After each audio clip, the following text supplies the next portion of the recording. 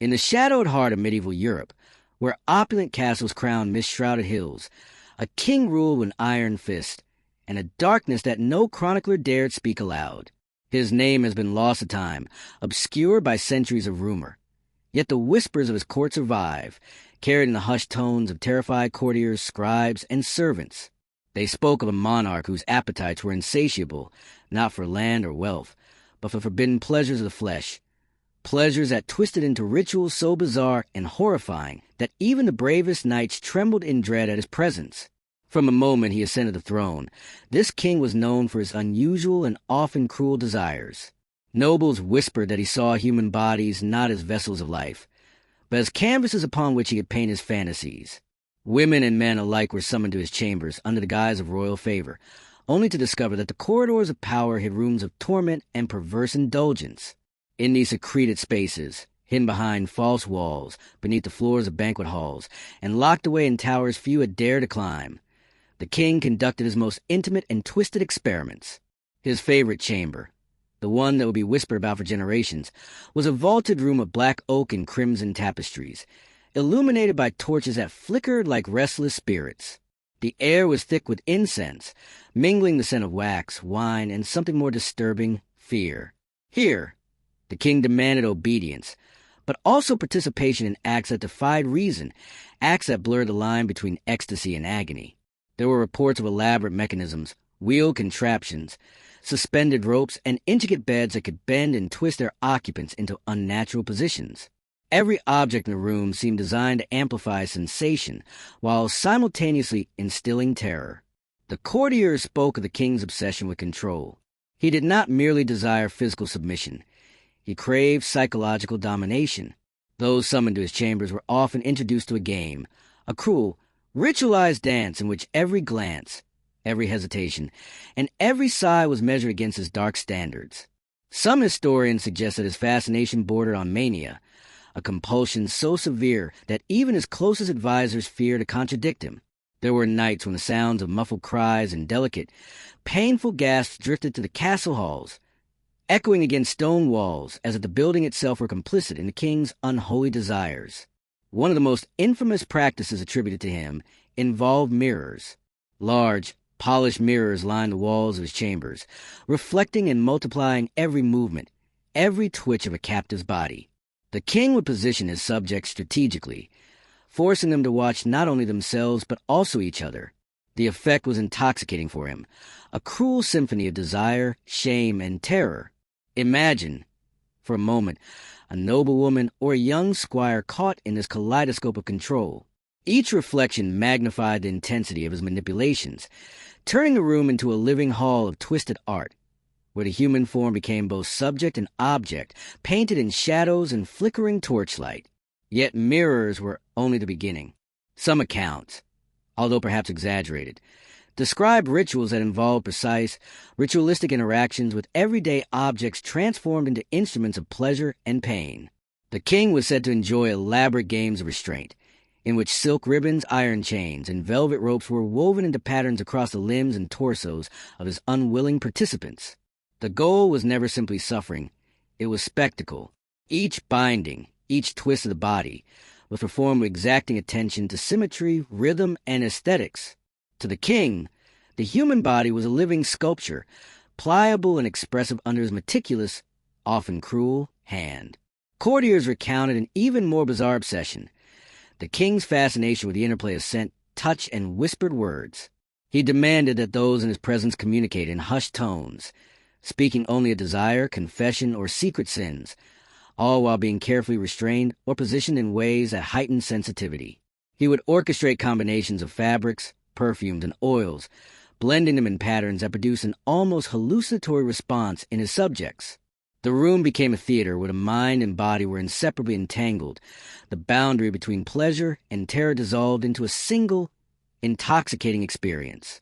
Perhaps most disturbingly, the king's predilections were not limited to consensual courtiers or servants. Chronicles suggest that he often sought those who had no choice: the orphaned, the captured, the young or unguarded. Fear, it seems, only amplified his thrill. The whispers tell of nights when entire feasts were staged as diversions, masking to transport captives to hidden towers or subterranean chambers, where they would become unwilling participants in the king's bizarre performances. These acts were meticulously recorded by secret scribes, not to document history, but to preserve the king's legacy of domination and obsession, a legacy that terrified and fascinated all who knew of it. Yet, behind the grotesque rituals and architectural marvels of bondage, there was an undeniable cunning to the king's manipulations. He was a master of psychology, of anticipation and delay, turning every encounter into a strategic exercise in submission. The mere sight of him could unsettle even the most disciplined knight. His presence exuded both authority and menace, and the stories speak of a gaze so penetrating it felt as if the very soul were exposed. Once caught in his eyes, even those who thought themselves invincible succumbed to fear, a key component in elaborate sexual games he conducted. Fear and desire intertwined, became tools in his dark arsenal. Each glance, each command, each whispered instruction meticulously designed to heighten intensity, to unbalance the mind before the body. Outside the chambers, rumors grew like wildfire, yet no one dared confront him. To speak of the king's bizarre practices was to risk one's life or liberty. The nobles, though outwardly loyal, often whispered in corners, swapping tales of vanished servants and oddly empty rooms at odd hours. The palace staff, ever obedient, carried out their duties with trembling hands and wide, watchful eyes.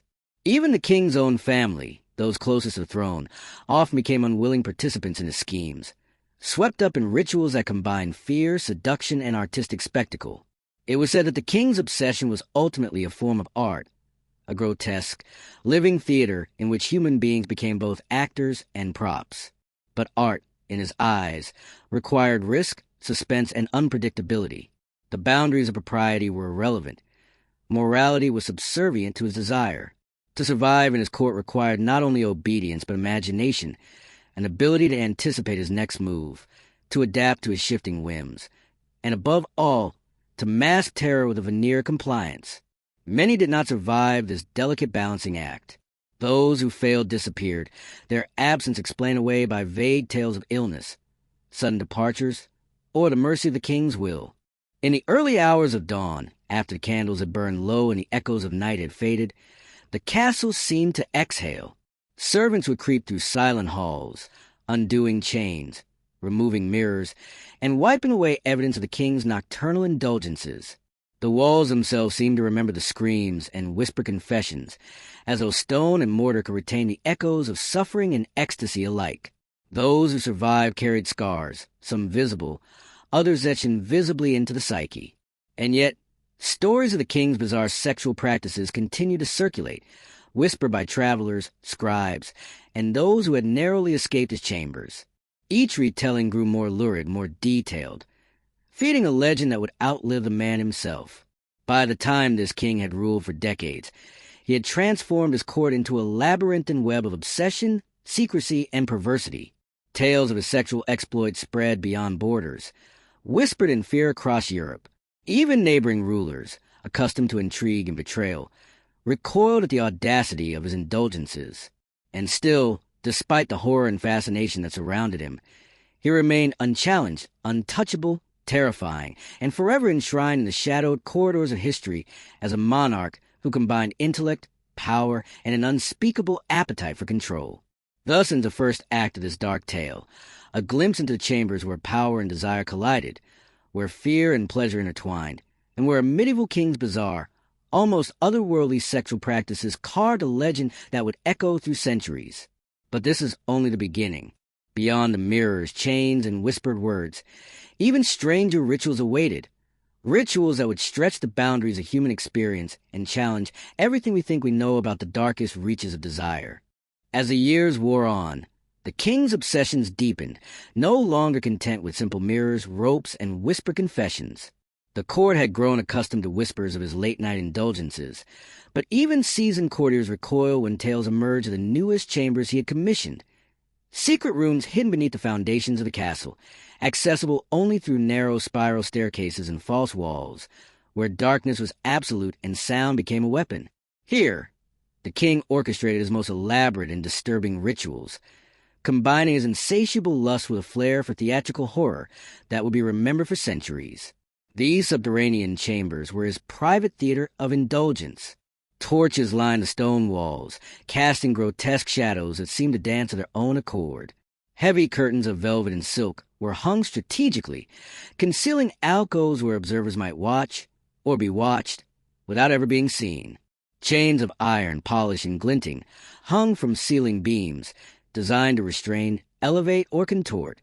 Every piece of furniture, from elevated beds to custom-made chairs with intricate restraints, had been conceived not for comfort, but for precision, control, and spectacle. In these rooms, human bodies were no longer simply present. They were instruments, playing the music of fear, desire, and humiliation under the king's exacting command. The king's obsession with sensory manipulation had reached new heights. He introduced instruments designed to stimulate, disorient, and heighten the tension of his subjects' experiences. Mirrors were angled to reflect multiple perspectives at once, creating dizzying illusions. Bell-like instruments were installed to emit tones at different frequencies, each one calculated to provoke anxiety, anticipation, or arousal. Scented oils, mixing combinations that no ordinary human could tolerate without shuddering, filled the air, mingling with the earthy smell of sweat and terror. Each ritual was a careful choreography of body and mind, executed with precision that bordered on madness. But the most shocking of his practices was what chroniclers would later describe as the ceremony of revealed secrets. It began with captives being dressed in garments that exaggerated every curve and movement, while masks concealed their faces but emphasized expressions of fear or ecstasy. The king would position them in ways that forced complete submission, often suspended from ropes or constrained on elevated platforms. Then, he demanded their confessions, not crimes or sins alone, but their deepest desires, fantasies, and hidden shame. Every word, every tremor, every gasp was a note in a symphony he alone conducted. Those who hesitated, or whose confession displeased him, were subjected to increasingly bizarre and intricate forms of punishment, designed to extract both truth and performance from the body. At times, the king's rituals involved combinations of participants that were psychologically torturous. Noble women were forced to witness the subjugation of their peers. Young men of the court were compelled to participate, their roles shifting between dominator and victim under the king's direction. Observers often fainted or fled, but those who survived were forever marked, not only in body but in mind. Chroniclers speak of participants who became mute, haunted by images they could not erase, forever aware that the king's gaze would return at any moment to summon them once more. Fear had become an art, and he was the master painter. Despite the horror, the king was not indiscriminate. He sought those who could endure, those whose minds had been under pressure but not break entirely. His manipulations were calculated to test limits, to see how far human endurance could stretch before snapping. In some cases, he rewarded those who performed admirably with fleeting moments of freedom, or, more insidiously, the illusion of freedom, which only bound him further to his capricious desires. This unpredictability, the delicate balance between terror and reward, became the hallmark of his reign. One of the most infamous nights involved what the court would later call the Chamber of Reflections. Here, every surface, walls, floors, even ceilings, was polished to a mirror finish. Participants found themselves multiplied endlessly in reflections. Each movement echoed infinitely. The king orchestrated a series of tests, combining restraint, whispered instruction, and sensory manipulation. Candles flickered, casting shadows that shifted as if alive. Perfumed smoke swirled, masking cries and sighs. Participants could not tell which reflections were real, which were illusions, which figures move of their own volition. The result was a psychological labyrinth, where the mind struggled to keep pace with the body, and every step could trigger either pleasure or pain, or both simultaneously. The king's obsession spirals further. One evening, he introduced a new element, a live orchestration of fear using animals. Small birds, trained to react to tension, were released into chambers where captives struggled against ropes or restraints. Their flutters and cries heightened suspense, each wingbeat echoing off stone and silk. Occasionally, larger animals, dogs, wolves, even exotic beasts brought from distant lands, were introduced, adding the unpredictable element of natural fear to the already meticulous psychological torment. The combination of instinct, strategy, and human manipulation created a scene that, while horrifying, held the king wrapped in fascination. Yet, even he was not immune to risk. Chroniclers report that one fateful night, during a particularly elaborate ritual, the king's own ingenuity betrayed him. In a chamber constructed with hidden pulleys, platforms, and rope mechanisms, a participant, an unusually strong and clever young noble, managed to turn the setup against its orchestrator. A pulley snapped, a platform tilted, and for a brief moment, the king himself dangled precariously, his own devices threatening to entrap him. Servants and attendants scrambled, extinguishing torches and steadying ropes. Though he survived, the incident became legend, whispered across the court as a rare moment in which the all-powerful monarch had been rendered vulnerable by his own inventions. From that night forward, the king's obsession became darker, more isolated. He withdrew into private chambers for weeks at a time, obsessively planning new chambers, new rituals, and new methods to test his subjects. The kingdom outside continued its normal course. Wars were fought, alliances formed and broken. But the castle itself had become a world apart, a place where time was measured not in days or months, but in the sequences of rituals, the duration of tormented confessions, and the echoes of fear and desire. The king's health eventually began to fail, though he remained unyielding in his obsessions. As his body weakened, his rituals became even more elaborate, more theatrical, and more daring. Chroniclers describe him commissioning mechanical devices designed to manipulate human limbs with precision, enabling him to continue his ceremonies despite his declining strength. Mirrors, ropes, oils, and animals were joined by gears and levers, transforming chambers into complex mechanical theaters. His desire for control, already legendary, now extended into the realm of engineering, a macabre fusion of anatomy, psychology, and mechanics. And yet, history tells us that even the most powerful cannot escape mortality. The king's final ritual remains shrouded in mystery, its details preserved only in fragmented accounts and fearful whispers. Some sources claim he died in the midst of a performance, caught in a pulley or trapped beneath one of his own mechanical creations. Others insist that he vanished into the deepest dungeons of his castle, leaving behind only echoes and shadows of his obsessions.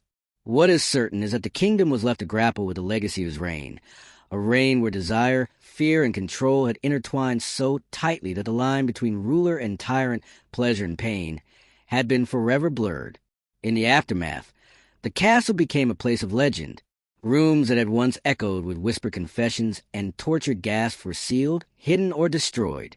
Yet, even centuries later, travelers and historians spoke of strange sounds, an echo of a chamber long abandoned, a flicker of shadow where no light should exist. Some claim that the king's ghost lingered, still orchestrating the macabre symphony of which he had been the master, an eternal conductor of fear and desire. Thus concludes the tale of a medieval king whose bizarre sexual practices, obsession with control, and dark genius left a mark not only on his subjects but on history itself. He was a ruler whose appetite for power extended into the very essence of human experience, bending minds and bodies alike to his will, creating a legend that continues to fascinate and horrify. In the end, the true terror and allure of his story lies not only in what he did, but in how he redefined the boundaries of obsession, turning the private act of desire into a spectacle of domination, artistry, and terror that no one would ever forget.